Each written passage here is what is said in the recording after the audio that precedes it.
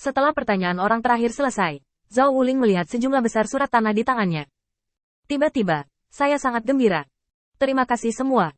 Yang membuat Zhao Wuling merasa paling malu selama perjalanan ini adalah dia tidak bisa berkhotbah kepada semua orang. Dia seperti pejalan yang kesepian. Membawa 10.000 emas, tetapi tidak dapat berbagi, tetapi tidak dapat menunjukkan sedikit pun kepada orang lain. Dia sangat kesepian di dalam hatinya. Dan sekarang, dia akhirnya memiliki kesempatan untuk menceritakan apa yang dia lihat dan dengar di kuil penguasa cahaya dan ajaran penguasa cahaya. Dia tidak bisa menahannya lagi, dan segera naik ke udara, dan suaranya terdengar di kota Rin tanpa penyembunyian. Berkat kasih sayang Anda, saya sekarang telah membeli cukup banyak rumah di kota Rin sesuai dengan permintaan Lord Guangzhou. Cukup bagi saya untuk berkhotbah di kota Rin. Sebelum itu, aku ingin mengatakan beberapa patah kata padamu. Penguasa cahaya bukanlah dewa yang kita kenal. Dia adalah eksistensi yang sama sekali berbeda. Zhao Wuling berkhotbah di langit, tetapi kota Rin di bawah mendidih. Dari orang tua hingga anak-anak beberapa tahun, hari ini, setelah menunggu malam ini, saya akhirnya menunggu Tuan Zhao Wuling, mantan Tuan kota Rin, dan sekarang kapten penjaga kuil cahaya untuk mengajarkan doktrin.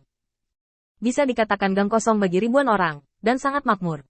Zhao Wuling menjelaskan di langit, ini adalah pertama kalinya dia mengajarkan doktrin di depan begitu banyak orang. Banyak pemahamannya sendiri ditambahkan ke dalamnya, bahkan jika itu adalah spekulasi, orang-orang di bawah mendengarkan dengan penuh semangat. Apalagi kalimat itu. Dengan cahaya di hatimu, semua orang bisa menjadi cahaya. Zhao Wuling bahkan memberikan pendapatnya sendiri. Meskipun saya tidak tahu bagaimana orang percaya lainnya mengerti, tetapi saya tahu bahwa ini adalah kemurahan hati dan kebaikan Lord Guangzhou kepada orang-orang di dunia. Siapapun yang hanya perlu mengikuti aturan kuil Guangzhou dan berhenti melakukan kejahatan dan kejahatan, dapat dilindungi oleh Lord of Light. Merayu. Penguasa cahaya memiliki pikiran luas yang sama untuk orang-orang di dunia. Tidak peduli dari mana asal kita. Tidak peduli apakah kita memiliki darah Tuhan atau tidak. Tidak peduli betapa malunya kita telah hidup. Di kuil Dewa Cahaya, selama kamu tidak sia-sia, selama kamu bisa menunjukkan nilaimu. Untuk Guangzhou, itu adalah bagian tak terpisahkan dari kuil Guangzhou. Zhao Wuling memberikan pernyataan yang murah hati, dan orang-orang di bawah langsung mendidih. Hidup Tuan Guangzhou. Melihat sekeliling, ada kegembiraan yang tertulis di wajah Baik Xin di bawah. Pada saat itu, Zhao Wuling akhirnya memahami niat dari Master Cahaya Qin Yichen. Lord Guangzhou benar-benar mengetahui hal-hal seperti dewa, dan memiliki visi seperti itu.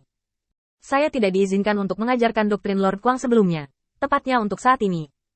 Mereka mengandalkan usaha mereka sendiri untuk memberi saya kesempatan untuk berkhotbah. Mereka akan sangat langka.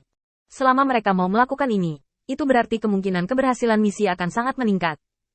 Meskipun dia tidak bisa melihat berapa banyak orang di bawah ini yang menjadi pan percaya dari Lord of Light karena kurangnya ketuhanan, dia tahu satu hal.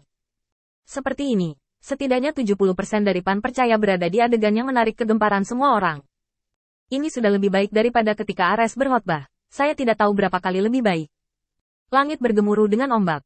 Qin Yichen menatap kota Rin tanpa berkata-kata, dan kemudian pada Zhao Wuling. Ada apa? Bukankah kamu menyuruhmu untuk tidak berkhotbah? Ketika Zhao Wuling melihat Qin Yichen, dia buru-buru membungkuk untuk memberi hormat. Bawahan telah melihat Tuan Guangzhou. Sebelum Zhao Wuling bisa berbicara, ada suara mendidih di kota Rin. Saya telah melihat Tuan Guangzhou. Kau untuk melihat Tuan Guangzhou. Semoga Tuhan-Tuhan memiliki kehidupan yang diberkati.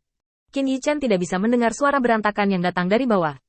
Anda tidak perlu melihatnya untuk mengetahui bahwa jumlah orang percaya yang diperoleh melalui misi ini mengerikan. Bahkan di tengah kuil, dia dikejutkan oleh gelombang kekuatan iman yang tiba-tiba. Di antara mereka ada hampir 100 kekuatan iman yang kuat.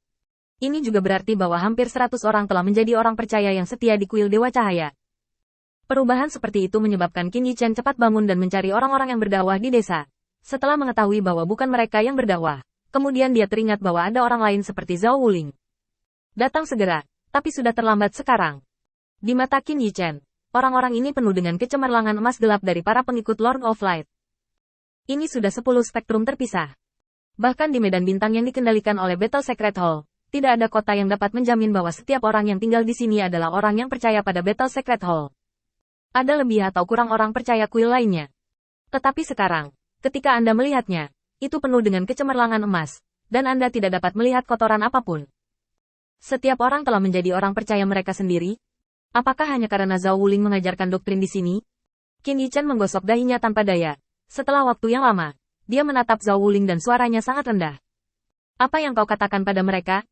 Melihat bahwa wajah Qin Yichen tidak terlalu gembira, Zhao Wuling samar-samar merasakan sesuatu yang salah. Cepat-cepat kembali dengan suara rendah. Tuanku, saya hanya memberitahu mereka doktrin, dan tidak mengatakan apa-apa lagi. Nyata. Tuan Guangzhou, beraninya aku berbohong padamu? Untuk sementara, Qin Yichen terdiam. Orang baik, saya telah memberikan perintah yang begitu keras, jadi saya hampir mengucapkan kata-kata tidak berkhotbah. Mereka masih bisa berkhotbah? Orang-orang ini sama sekali tidak khawatir. Bisakah Anda tidak membuat saya kesulitan lagi? Anda bersenang-senang berkhotbah di sini, tetapi hasilnya? Akankah dewa lain membiarkan saya pergi? Kali ini, proporsi misi adalah 10%. Semua orang yang mendengarkan khotbah ini menjadi orang percaya di kuil Dewa Cahaya, dan beberapa bahkan menjadi orang percaya yang setia. Mereka semua mulai menyumbangkan iman mereka ke kuil Dewa Cahaya. Pada saat ini, dia pasti akan menjadi duri di mata dan duri dalam daging setiap dewa. Qin Yichen menggelengkan kepalanya, ingin melakukannya, dan berpikir bahwa bagaimanapun juga, dia adalah orang percayanya sendiri, dan dia tidak bisa bertarung dengan baik. Dan dia sendiri tidak memiliki kebencian. Tapi jangan dilakukan, ada embusan udara di hati saya, itu benar-benar bukan tempat untuk menyemprot. Jangkau dan tekan bahu Zhao Wuling. Kamu baik. Ada pertempuran antara surga dan manusia di dalam hatinya, dan Qin Yichen mengakui nasibnya. Menepuk bahu Zhao Wuling, dia bangkit dan pergi ke arah Aula Suci Zan. Ini harus dijelaskan terlebih dahulu kepada Ares, Dewa Perang. Tidak ada cara, Anda harus pergi untuk menjelaskan. Jika tidak, tunggu sampai Dewa Perang Ares mengetahuinya, dan kemudian pergi untuk menjelaskannya. Itu pasti akan dianggap sebagai kejahatan tersembunyi. Pada saat itu, bahkan jika dia mengatakan bahwa dia dalam keadaan kebingungan, tidak mungkin Dewa Perang Ares tidak akan berurusan dengan kuil cahaya. Hei, ada apa ini? Qin Yichen benar-benar terdiam. Saya jelas ingin bersembunyi di kuil Dewa Cahaya selama beberapa hari, tetapi saya tidak pernah berpikir. Tetapi sekarang saya harus pergi ke kuil perang, dan saya harus bertemu dengan Dewa Perang Ares, yang paling tidak ingin saya temui. Benar, telurnya sakit.